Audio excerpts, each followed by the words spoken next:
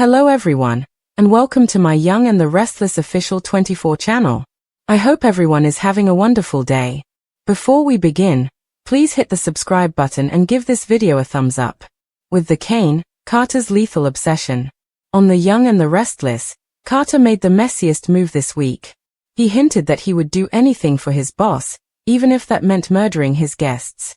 We also learned more about Carter's identity and the motivations behind his murderous scheme.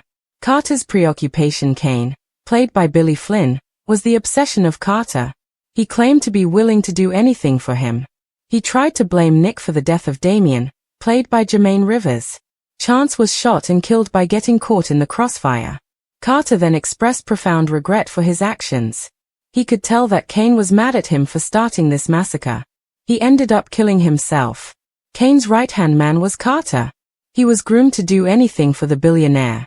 Kane was told by Carter that he had taught him everything. But Kane never told Carter to murder anyone. So, how did he come up with this idea? Why, it's messy. The lines blurred in Kane's work relationship with Carter. Because Kane was the only person he knew, Carter was obsessed with him. Before meeting Kane, Carter revealed that he was homeless and alone. He was then taken care of by him. Carter was instructed to do everything Kane wanted, even snatching up properties and disguising himself as Aristotle Dumas. Carter continued to refer to Kane as Dumas up until that point. That was the extent of his obsession. This also demonstrates Carter's advanced age. He was disconnected from reality, or at least from Kane's reality, which didn't even feel real. Sadly, we won't learn anything else about this character and whether he was connected to the de Leon family. The soft whispers of the Genoa city wind carried an eerie chill that even the blazing August sun couldn't burn away. It wasn't just the season that was shifting. Something darker, more dangerous, had begun to fester beneath the surface of the town's high society. At the heart of it all was Carter, a man cloaked in mystery, manipulation, and now, an obsession so lethal it threatened to consume everyone in its path. His fixation was not romantic, not nostalgic, not even born of betrayal. It was far more terrifying. Carter's lethal obsession was with one man, Kane Ashby. Kane had never truly understood why Carter, a seemingly quiet consultant who emerged from obscurity to work behind the scenes at Newman Enterprises, had started to insert himself into his orbit. At first, it felt harmless. Carter would show up at corporate mixers, exchange pleasantries, ask subtle questions about Kane's past in Australia, his time with Chancellor Industries, or his connections to Jill and Lily. Kane, being no stranger to schemes, had kept his guard up. But even Kane underestimated the scope of Carter's intent because Carter didn't want friendship. He didn't want a business deal. He wanted Kane undone. What made it worse was that no one knew the full extent of Carter's history, especially not Kane. Carter wasn't just some random executive. Years ago, long before he ever stepped foot in Genoa City, he'd been a shadow watching from afar. Obsessed with power, with legacy, with revenge. And Kane, unknowingly, had taken something from him. Something irreplaceable. It began in the Outback, years ago, when Carter was still known by another name, one buried under layers of aliases and false histories. He had a brother. A real one. A quiet, thoughtful man named Logan, who had once fallen in love with a woman from Brisbane. That woman, caught between Logan and the charming rogue Kane, chose Kane. Heartbroken and humiliated, Logan spiraled into depression and ultimately took his own life. Carter had never forgiven that. Over time, the grief calcified into hatred. And that hatred gave birth to a single, unshakable mission: to make Kane pay. Now, years later, Carter had transformed into a powerful manipulator, armed with knowledge, resources, and an uncanny ability to blend into the fabric of other people's lives. He rebranded himself as a financial strategist, wormed his way into key business circles, and finally found his way into Victor Newman's periphery. Through stealth, blackmail, and cold efficiency, Carter rose through ranks most men only dreamed of, all with one endgame: Kane Ashby's destruction. At first, Carter played it smart. He fed Kane misleading information through intermediaries, misdirected leads on corporate deals, and even orchestrated a minor scandal involving a supposed embezzlement plot at a Chancellor subsidiary. Kane, a man used to adversity, pushed through, but Carter wasn't trying to break him overnight. No, He was laying the groundwork for something much more precise. Lily noticed the change first. Kane became paranoid, jumpy, convinced someone was manipulating events behind the scenes. He'd come home late, whispering about sabotage and betrayal, and even started tailing his own employees, desperate to catch a traitor in his midst. But Kane couldn't name the ghost in the system because Carter had left no trace.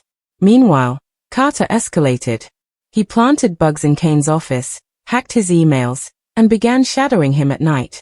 He'd watch Kane from a distance, sometimes even sit behind him in cafes, invisible in plain sight. He recorded Kane's meetings, photographed his interactions with business rivals, and began compiling a psychological dossier thicker than a novel. He didn't just want to destroy Kane financially or publicly, he wanted to rip apart his life piece by piece, until there was nothing left but rubble and regret. And then, Carter crossed the final line. He turned his attention to Lily. In a stroke of calculated cruelty, Carter orchestrated a romantic entanglement involving one of Lily's art investors, a charismatic, young gallery owner who seemed perfect on paper. He lured Lily into trusting him, bonding over creative vision and philanthropic goals. And just when Kane suspected something was wrong, Carter made sure photos of Lily and the investor laughing intimately on a rooftop dinner went public. The press ran with it. Kane erupted. The trust between him and Lily cracked. Carter didn't just enjoy the fallout, he bathed in it. But Carter wasn't finished. He contacted Amanda Sinclair under a false name, feeding her documents alleging that Kane had been involved in money laundering with an international shell company. Amanda, cautious but intrigued, began sniffing around and Carter sat back, watching like a puppet master pulling every string. Kane, cornered, spiraling, tried to explain. But the more he defended himself, the guiltier he looked. Still, something within Kane snapped. He couldn't shake the feeling that this was too perfect, too orchestrated. He started investigating quietly, methodically. That's when he found Carter's name in an encrypted folder from a defunct private investigator firm. The trail was thin but enough to spark a realization: someone was after him. And they were closer than he ever imagined. Carter, aware that Kane had caught the scent, switched tactics. He grew bolder.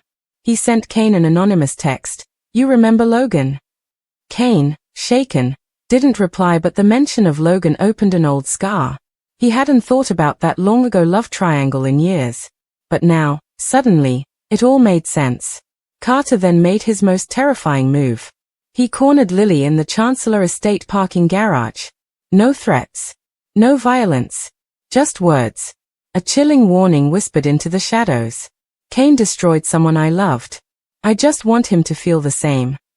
Then he disappeared before security could find him. Lily told Kane. And that was the turning point. It wasn't just paranoia anymore. It was war. Kane contacted Victor Newman. Reluctantly. He laid everything out: the manipulation, the sabotage, the stalking. Victor, suspicious but intrigued, agreed to run a quiet investigation. What he found shocked even him. Carter wasn't just obsessed. He was dangerous. Victor orchestrated a sting using a faked corporate summit to bait Carter into showing his hand. Kane, playing his role perfectly, showed vulnerability. Carter couldn't resist. He confronted Kane in a private lounge, finally revealing himself fully. "You think you're the hero of your story, Kane? You're not. You're a thief. A liar. A destroyer." Kane, hardened by years of battles and betrayals, stared him down. "You're sick, Carter.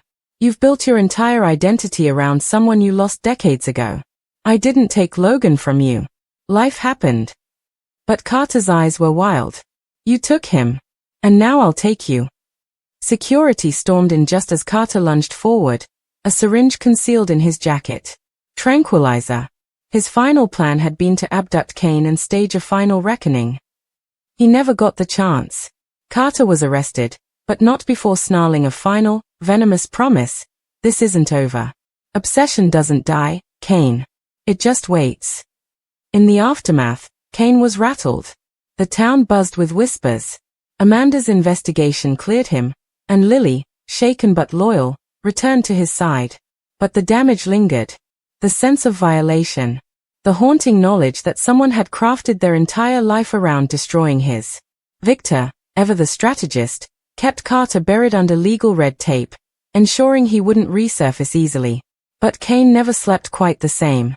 He kept an eye on every shadow, watched every stranger a little too long, because obsession, once ignited, doesn't fade with arrest or exposure.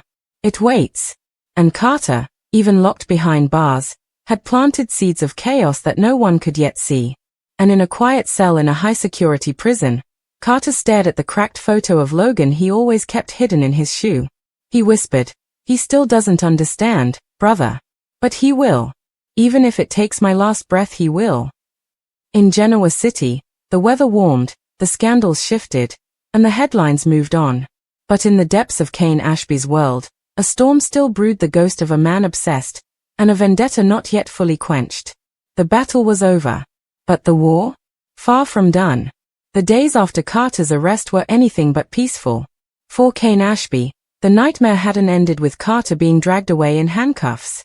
If anything, it had only begun to unravel deeper layers of darkness, threads leading to buried secrets, hidden alliances, and silent betrayals that made Carter's obsession not just personal, but generational. Though Carter sat behind bars, he remained ever present in Kane's world. His lawyers, hired through shell companies and offshore accounts, launched a counterattack in court claiming wrongful entrapment, emotional duress, even fabricating evidence that Kane had driven Logan to his death. The move shocked the media and sent whispers flying across Genoa City.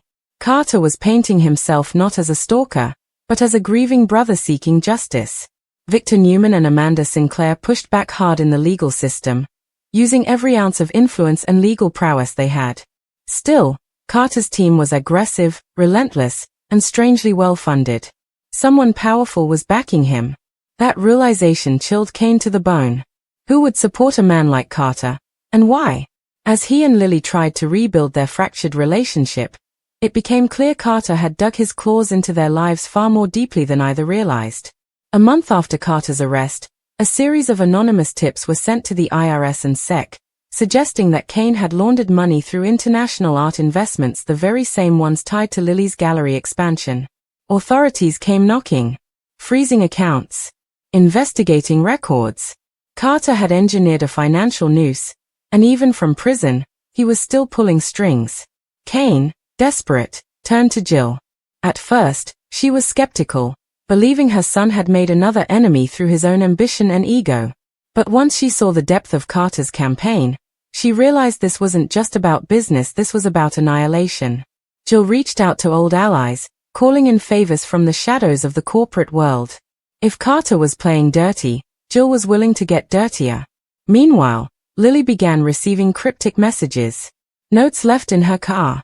Emails from Logan lives at addresses. They weren't threats. They were memories, things she and Kane had said to each other years ago, twisted and repurposed, almost poetic in tone. "Love dies not with betrayal, but with silence," read one note left taped to her mirror. Another arrived in the form of a painting couriered to the gallery, a lifelike portrait of Kane, surrounded by broken clocks. The messages were unmistakable. Carter was still watching them, or at least, someone was on his behalf. Lily became increasingly paranoid. She began carrying pepper spray, hired extra gallery security, and changed her email and phone multiple times. Still, the messages came, each more haunting than the last. Victor, furious that his assistants hadn't permanently silenced the problem, sent his own people into the prison. Within days, Carter was transferred to a higher security facility under constant surveillance.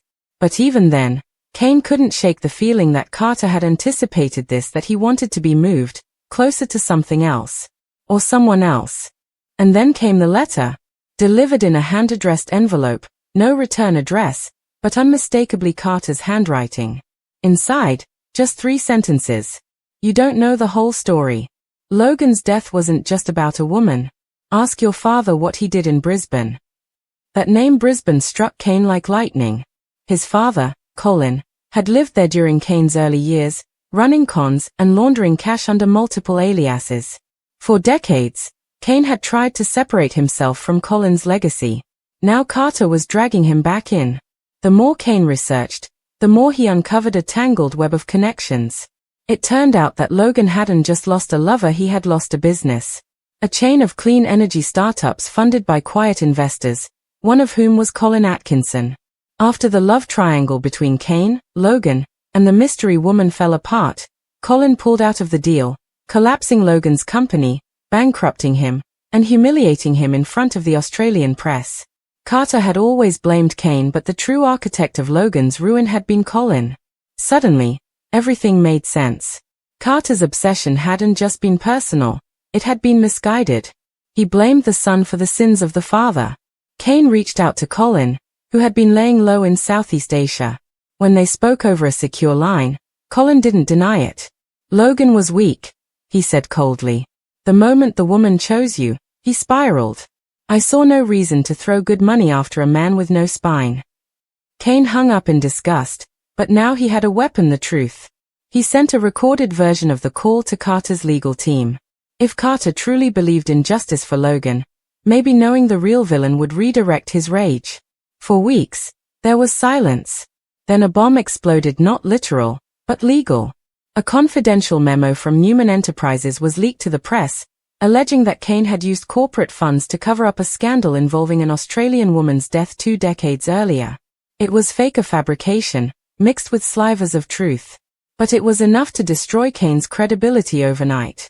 Shareholders panicked. Chancellor Winter's stocks plummeted. Lily's gallery lost its biggest investor.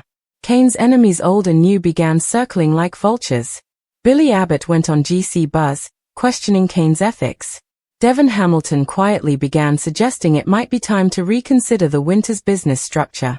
Amanda, loyal but cautious, took a leave of absence, citing ethical complications. Kane was being isolated again, exactly as Carter had planned.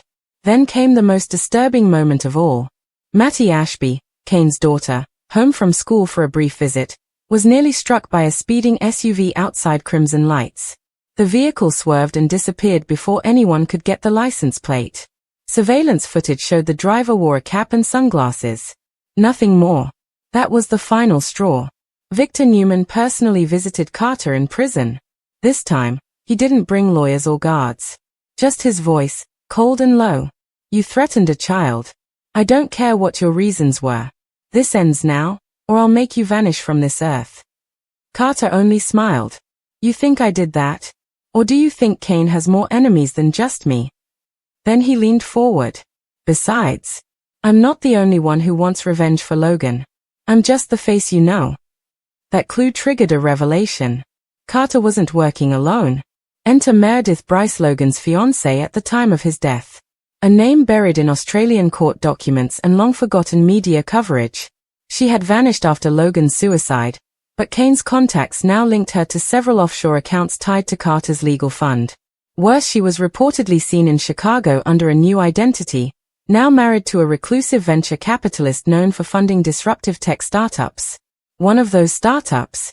The cybersecurity firm that had tampered with Kane's private records. Carter had merely been the first wave. Kane, realizing the scale of what he was up against, called a private summit at Chancellor Winters. Lily, Jill, Victor, Devon, even Nick and Nikki Newman attended. The goal: full transparency, full mobilization. Kane laid out everything: Carter's obsession, Colin's betrayal, the connections to Meredith Bryce, and the attempt on Mattie's life. Victor stood and said what none of them wanted to admit. This is war now. Not just business. Not even revenge. They want to erase Kane Ashby legacy and all. Lily, shaken but firm, took Kane's hand. Then we fight. They restructured their security. Jill hired her own investigators to track Meredith. Victor deployed a small team of covert operatives to trace the shell companies tied to the funding behind Carter's lawyers. And Kane, scarred but unyielding, began reaching out to old friends from his days in Australia's intelligence-adjacent underworld. And then, on a rainy Thursday morning, everything came to a head. A body was found in the Gentech Hotel in downtown Chicago, a man, dead of an apparent overdose, holding a burner phone. The texts on it revealed coordination between Carter and an anonymous partner, codenamed M. The last message? Phase 3 complete. The Ashbys will fall. The body was soon identified as one of the guards from Carter's original sting at Newman. The corruption had spread deeper than anyone realized. But more chilling, Meredith Bryce had disappeared once again. Her accounts drained. Her location unknown.